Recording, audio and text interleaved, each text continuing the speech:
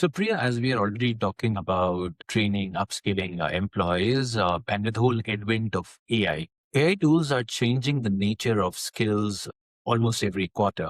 How are you future proofing your L&D strategy, and how do you get Gen Z employees to own their own learning journeys rather than wait for the organization to serve it up? Yeah, so what we realized very earlier on, Arendra, is the fact that it's not just the quality of training that's going to matter, but it's also the speed at which the skills are getting evolved and the speed at which people are learning. So rather than making it perfect, we wanted to make sure that it's more continuous. So shifting our approach instead of trying to future proof a content which is going to be there for some time because of the relevance, we try to future proof our learning system and how people are learning largely.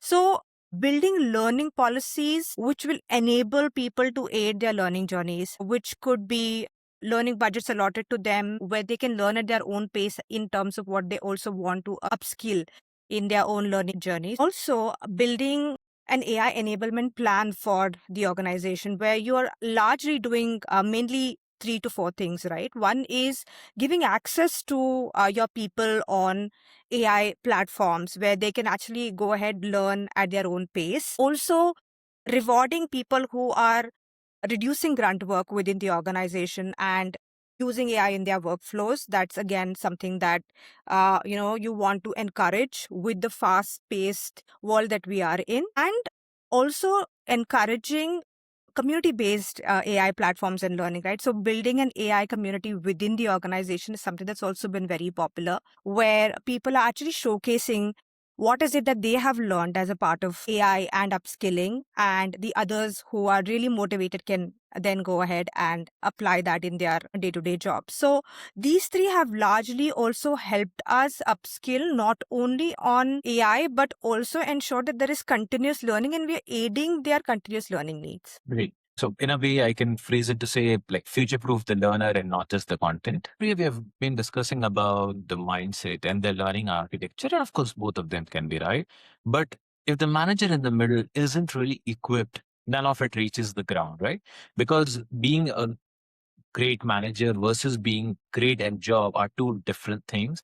And with regards to two different skill sets, I would say that for first-time managers, at least in the SaaS, are often high performing individual contributors who have been promoted and then suddenly they are managing a Gen Z team and that gives feedback upward and questions every decision and expects coaching and not just direction. What are your thoughts or what are you doing to prepare managers for the shift?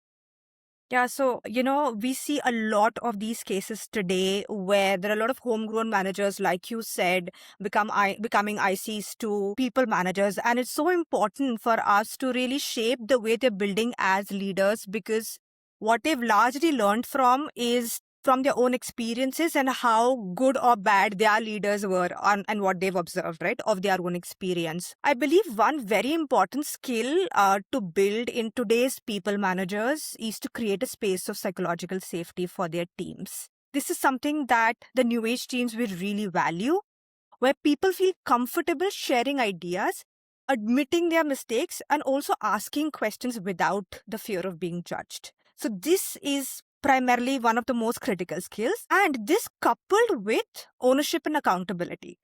So how many mistakes is too many mistakes is somewhere you want to kind of also iterate, and setting clear expectations and ownership will be imperative as a part of a people manager journey. I often get asked this question, which is most times training people on how do you deal with Gen Z in a workforce, but what are some of the skills that Gen Z should own to accommodate to the workforce? And one clear answer to this is to be able to build their mindset towards ownership and accountability, especially in a SaaS space, right, where things are very fast moving, ambiguous, and outcome driven. This skill will be the game changer. I think that's really nicely put, saying that they should be open to suggestions and ideas. Yes, and owning what they do, Ariendra, I feel like that sense of ownership. So performance driven culture has to be in the forefront. And that as a leader needs to be iterated in every conversation. Okay, so as we are already talking about new age managers or someone who has transitioned from an IC to being a manager, Now, once the manager finds their footing, the next test, of course, is keeping the generation that moves fast from feeling stuck. Gen Zs have very little patience for ambiguity and they want clear career paths, fast feedback loops, and a visible growth. How do you coach managers to deliver that consistency without overpromising in a volatile business environment? The answer actually lies in your question. In SaaS, things are changing really fast. Like we are VUCA Pro Max, right? So instead of really promising fixed career paths, may not be an expectation as such necessarily. What we could coach managers is to really provide clarity on skills that need to be developed and focus on skill building as a priority. And this means that focus on skills that they need to grow, what good really looks like right now, and what are they building next. Just that visibility will really set you up for success. Also, simplifying the ambiguity as much as you can through frequent, simple feedback that you can give, and not really big promises, but clear direction, what's working, what's to improve, and what's next. So the answer is basically just keep it simple and frequent and clear as much as ambiguity as possible. Great. I think that's really nice point. In a way of saying, it's like don't promise the destination, just keep the direction clear. As you said, most of the time that's enough for them. Yeah. So we've been talking about training, upskilling managers, and managers have to deal with Gen Zs and all. In a way, it's like carrying that weight on both the sides without the right support is exactly how you would end up losing your best managers. So the common phenomenon that I've seen in today's day and age is burnout among managers is at an all-time high. From an L&D standpoint, what interventions have actually moved that needle on managers' well-being and effectiveness, not just engagement scores? I believe that burnout is very personal. Everyone would have their own threshold for burnout, but identifying it primarily is very important. Also, burnout is real across, also in people managers. A few learning interventions that could aid this, especially in people managers. One could be people manager workshops, which are more focused or like sharp, short modules, which is designed to ease the life of people, like topics like prioritization, delegation, giving tough feedback, so that the actual conversations become more easy or smooth for them. So coaching for people managers is something that also will be a great value add when you have someone in the system who can guide you, because most times what happens with managers is that they're so caught up in the day-to-day tasks, in the deliverables, that it's difficult for them to zoom out. So someone really showing them the way is again a great practice. Manager circles and peer learning is another great value addition here, where you build forums where managers really share their real challenges. So you're not really alone or isolated in this process. Are you also hearing from other people managers and that also, and how they solve it? So building that community. Another really good value add here will be scenario-based learning workshops. So use real SaaS situations like escalations or renewals or stakeholder conflicts and practice them before you actually handle the pressure. So that is another good stimulus for a group like this to kind of ease the burnout, where you're really equipping your people to face tough situations, to be able to zoom out and guide them. Got it. So can I sum it up to say that sometimes the most powerful thing you can give to a manager isn't really a framework. It's just someone who helps them zoom out and breathe. Yeah, so true. But so till now, we have talked about mindset, learning, and management, but all of it ultimately shows up in one number that every SaaS leadership team is watching, and that's attrition. And there's also a nice saying that because if the culture isn't holding them, no compensation package will.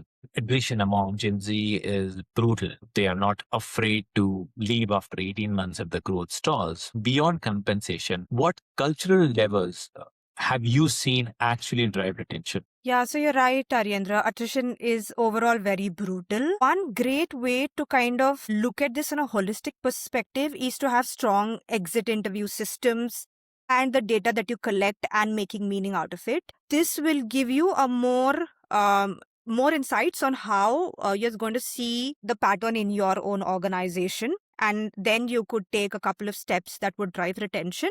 If you ask me overall with the new age teams, a couple of cultures that people will really appreciate. One will be definitely transparency, in communication, in frequency, in context, right? Also in decisions. So communicating the trade-offs, communicating the decisions to the organization is something that you want to ensure that happens. The other very critical cultural lever that we're seeing that you could build is to be able to build agency. We spoke about this a little earlier, where you involve people in shaping solutions. So building agency as a culture should be a norm where you're saying that we now involve our people um, in decision making, in building processes. Also, seeing their inputs reflect increases their ownership in the whole process. So that will be a good lever. And last but not the least, I believe a culture of empathy in the way you lead. Because it's so fast paced, Arendra, it can get daunting where, when things don't work out, they don't. And remember, it's so important to disconnect the person from the task. So always have empathy towards the individual and, of course, while the work still continues. So human first is what I would say. I agree to that, that empathy is practically the most important thing. And yes, exit interviews do play a crucial role as, a primary data collection point. Yeah. So we talked about from Gen Z, their learning culture, management style, manager working style, burnouts and all. Now let's transition and let's look at 5 years ahead from now. Okay. As Gen Zs move into leadership roles themselves, how do you think they'll reshape people management? And what does that mean for how organizations need to evolve their L&D and cultural strategies right now? Yeah, so I do feel that organizations with the new age people managers will become more transparent for sure. A lot of real time feedback will happen. Also, leaders will be more coaching over controlling. The titles won't carry as much weight, but the credibility will actually come from your authenticity. And that's what people will really seek. Also, in terms of organizations, what this really means is how we're really rethinking L&D and the L&D culture within the organization. This means actually moving out from the traditional one-time training interventions or long-drawn training interventions to really continuous learning loops. Also, what will really drive L&D and enablement credibility is how much are they really going to be able to apply post the program. So your post-program impact will always take precedence. So ensure that you have systems to measure it to show that impact. Also bring in new age systems. So you will see a lot of new age learning system, whether it is through aid of AI or experimenting, but these will be the future of a lot of our learning systems that we are going to see coming forward. Yeah, and I agree also with the whole AI transformation that is happening now. 5 years down the line, I think so things would be drastically different from what we are, and even the learning styles will definitely change. Yes. So, Priya, as we are on the verge of concluding this session, honestly, this conversation has been one of those where you walk away with more clarity than you came in with, and that doesn't happen often enough. What strikes me most is that everything you've shared today isn't just really about Gen Zs. It's about what good leadership, good learning, and good culture should have always looked like. And this generation is just holding up a mirror and refusing to let us look away. From rethinking how we build managers, to designing mentorship intentionally, to future proofing the learners and not just the content. There's so much here that L&D leaders, people managers, and founders can take back and act on immediately. So, Priya, thank you for being a part of this podcast. It was great having you, and I would say some of the best learning. I appreciate you having me on the podcast, and thank you for doing this, and thank you for the opportunity, Aryendra.